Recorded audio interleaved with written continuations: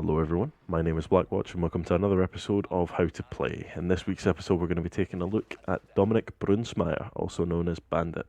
He's an operator who takes the roaming role and kind of subverts it with a few things that he does with his gadget, particularly one little tiny teensy trick called Bandit Tricking that a lot of people seem quite interested in, so we're going to be spending a little bit of time speaking about that and how to play Bandit that little bit better.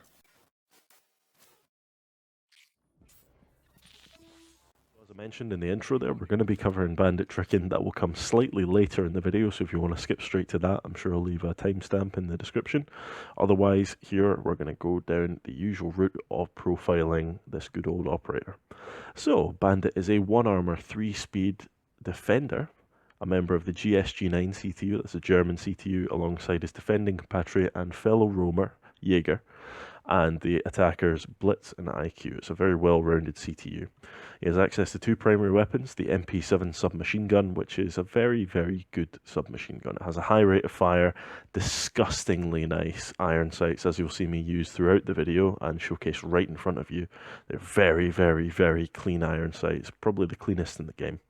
And it has a good rate of fire, reasonable damage, and it's just a general nice little clinky plink machine.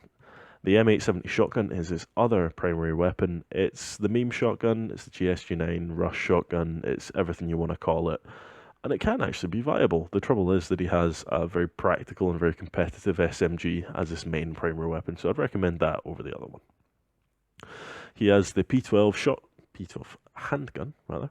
That's the secondary, it's the only secondary he has access to, and as with all the pistols now, really, after the recent changes to the pistol recoil, it's a decent pistol. It does the job well. It's got quite good damage, very good accuracy, and it's a very nice pistol overall.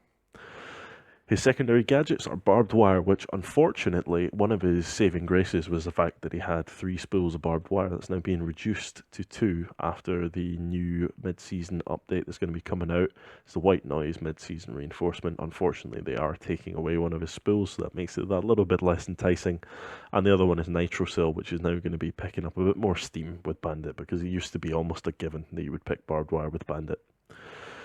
And his primary unique gadget is the CED-1 crude electrical device. It's basically shock wires. It is car batteries that are rigged up in a special way that he made in a survival situation whilst undercover in Hanover, I believe. And these are little devices that can be mounted to any metallic gadget or deployable in the game. Now I'm going to describe that. I've not put it very well, but essentially barbed wire, deployable shields, and metallic walls or hatches can be mounted with the shock wire. This can destroy any electronic gadget, including your teammates, and it can also destroy grenades and things like Ash's breaching round. So it can be placed on these different gadgets, and it will damage opponents if they touch it. If they walk into the field of the shock wire, it will electrocute them for small ticks of damage that continue as long as they're touching it. That includes if they walk into electrified barbed wire, or if they touch an electrified shield, or if they touch an electrified wall, or an electrified hatch. And this is not his primary purpose. His primary purpose is actually similar to that of Mute, which is to deny hard breachers from breaching through metallic surfaces, because his gadget is the perfect counter to Thermite. It's the perfect counter to Hibana because it destroys the X-Kairos pellets from Hibana, and it destroys the exothermic charge that Thermite places down. This is his biggest selling point. It's his biggest unique element, and it's the thing that makes him as good as he is at what he does. So ideally, you're going to be picking him for that reason rather than his roaming ability. As I say, he's a good roamer. I mentioned that before. I personally, though, prefer to play him more as a semi-roamer. I hold him quite tight to the objective, and I make the most of his gadget, because his gadget is, in itself, when used correctly, a form of denial. It's kind of tricky when it's used that way. Tricky being a particularly focused word when it comes to Bandit. But it's one that I'll go through and I'll explain a little bit later after we've gone over his main thing, which is Bandit Tricking. Now, I'm almost certain the clip is just around the corner. Yes, it will be. So I'm about to kill Capitao here, get the MVP clip, and then we'll be moving straight into a full round that I played very recently on Chalet in Snowmobile Garage. This is the absolute textbook place. I don't kill Capito, actually. Someone else kills Capito.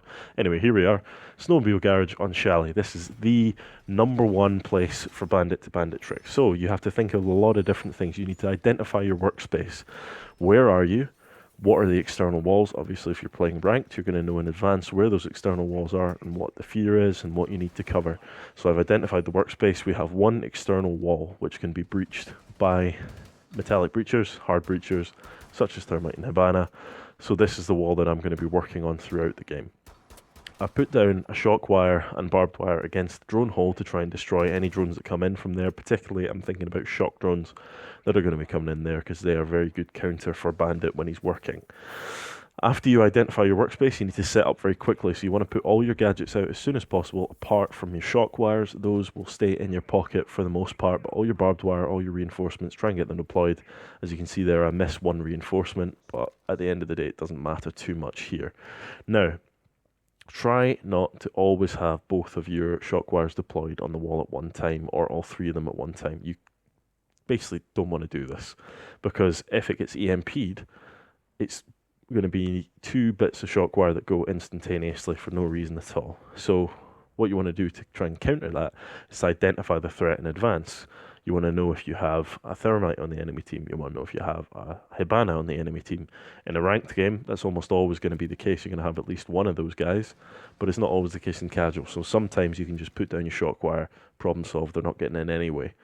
But you need to look out for that, and then you also need to look out for your anti-electronics. So here, Thatcher throws down an EMP, he's destroyed 2 of my shock wires.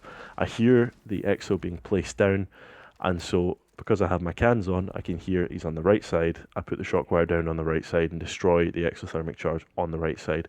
Another EMP goes down after hearing it, so I place my bandit wire back down to try and cover it. I think that he's placing it on the other side. So I switch sides, and you just keep on picking up and switching around. You're trying to be as fluid as possible. You want your gadget to be safe. You want it to be used effectively. You don't want it to be lost. So if you can see the light of an EMP coming around the corner, pick up your gadget, because it's going to be destroyed. If you can hear an EMP, it's got a very specific clinky sound, then pick it up. You don't want it to be destroyed. Now here, I know that I'm safe because I've heard all 3 EMPs go off. They've all been ineffective. So that means there is no more anti-electronics on this enemy team anymore because they didn't pick a twitch. So now the wall's secure. Thermite cannot destroy the shock wires unless he comes to the other side. So the front wall is essentially dealt with and it's neutralized. Now all I've got to do is sit, receive a message from the enemy team calling me a little bitch, and try hard casual. Unfortunately, you receive those things when you're decent with bandit tricking. And continue on the round, getting a couple of kills. The fundamentals of bandit tricking and the sort of things that are maybe going to upset some people is that it's just game knowledge more than anything else. Listen to the sounds. Become accustomed to the sound of Thermite placing down an exothermic charge. It's similar to a breaching charge, but it has a little bit more to it, and you'll hear at the very end he sort of pulls a toggle out which has a tiny little beep as it reaches the end.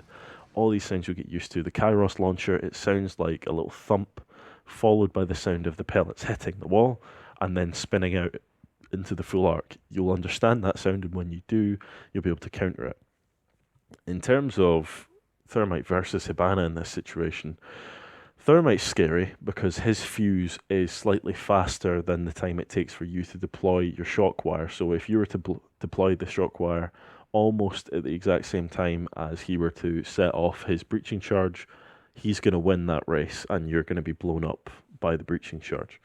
Hibana, on the other hand, has an incredibly long fuse on her Kairos pellets, which means you have plenty of time to listen and to see them and to destroy them. But in terms of tricking, you want to be fast, you want to be unpredictable, you want to watch out for those things. If you have a twitch attacking you, taking out your shock wires, that's a bit more difficult. In that situation, honest to God, the best thing to do is to ask a teammate to help you out and to keep an eye on them. Because if you're going to be in that situation, aware of the fact that a twitch is going for you, you can't always afford to switch away to take out that shock drone when it's destroying you or your barbed wire, or your shock wire, sorry, when you should really be focusing on the task at hand, which is dealing with the enemy and dealing with that exothermic charge or those Kairos pellets. So try and use your teammates as a bit of help for you in that situation. Other than that, the last thing I would say is that your gadget is invincible until the very last second that Bandit takes his hands off. At the moment his hands leave it, it's no longer invincible. But once you're placing it, it can't be destroyed by anything as you're putting it down. It needs to be out of your hands before it will take any damage. And just remember, there are 2 shock drones that Twitch has, and only 2. There are 3 AMPs that Thatcher has, and only 3. There are 2 exothermic charges, and only 2. And there are 36 X-Kairos pellets, or 3 clusters of them. So they'll be launched in clusters of 12, or sorry, is it? No, it's not clusters of 12. 36 points is what I mean. And you actually have to deal with, it's less than that, it's only 6 pellets per shot. But you will get 2 points per pellet destroyed, so it'll come away being 36 points in total. And you're going to be referencing that more than the number you've destroyed. It's more the points that you're going to be seeing. So 36 points or 3 clusters taken out. In terms of just general gameplay with Bandit, it's fairly simple if you're going to be roaming. It's the same stuff you would do if you're playing as a Jaeger. You want to just try and keep your engagements close to mid. You don't have a lot of range with that weapon. You want to try and keep it close up and use that rate of fire to your advantage, and the fact that it's a very, very solid bullet hosey type gun. It's not the best for long range engagements, and so use it in the way it's intended to be used. Fall back if you have to. As I say, I personally use Bandit as a semi-roamer or sometimes a sort of semi-anchor type play, because I generally don't like running around with his gun. I feel like it's not quite effective enough to warrant its use on its own when he's running about without any other backup. I don't know if it's just me, it's probably a psychological thing, but personally I prefer to bring Bandit with a semi-roaming mentality, mainly because I like to get that use out of his gadget. It's a very helpful team gadget when it's used properly, and it can only really be used properly if it's being used near or on the objective. Don't let the gun run away with you. It does have pretty hefty recoil if you're spraying for a long time, so try and keep that under control. And if you're wanting to, the shockwire can be used to counter drones at the start of the round. It's something that it's fine, but there's every chance if you put it down, it's going to end up with you staring down a shock drone that's come around and destroyed all of your shock wires. And that's not a very good situation. It can be used in combination with Frost. If you're going to do this, you're likely going to be in casual, where Bandit's maybe not going to be used on certain walls because it's not as dangerous. Maybe it doesn't have an external to deal with. So you can slap it down next to a welcome mat and it will guarantee an instant kill for whoever walks into that welcome mat. But again, it's not exactly a solid watertight scenario. You can also do the Vault Shocker, which is where you put shock wire underneath a window and it acts almost like a frost trap does, in that they're going to vault into it and they're going to start getting electrocuted. It's a little tick of damage for the enemy team. It's something for them to think about. It's a sort of disruptive tactic, and that's one of the semi-denial abilities that the shock wire has. But again, it's pretty simply countered by a single shot, and it's dealt with, or an EMP or anything like that. And a lot of the time EMPs will just randomly catch shock wires without really intending to take them out. So again, not the ideal primary use of that gadget. Beware your team gadgets. Please don't destroy ADSs and things like that, but obviously if it's going to mean that you're saving the team from an exo charge going off, go right ahead. It's the Jaeger's fault for putting his ADS in the wrong thing, but just generally be careful. Kind of watch out for it, and don't ever shock hatches. There is no use in shocking hatches, because hatches will instantly be destroyed, because all you need to do is look at the shock wire sitting right on top of the hatch and shoot it as an attacker. There's no concealment, there's no protection that it has.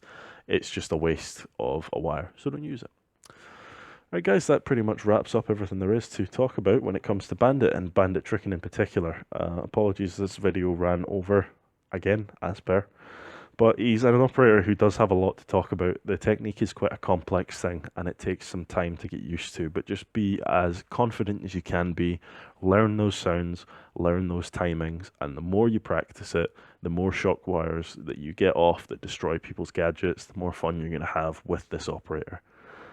But again guys, hope you enjoyed the video.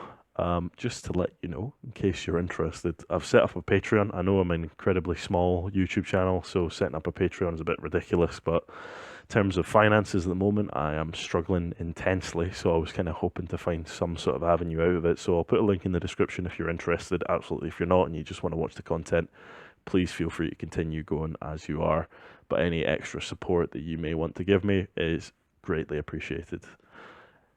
So Have a good day. Hope you enjoyed the video. Dos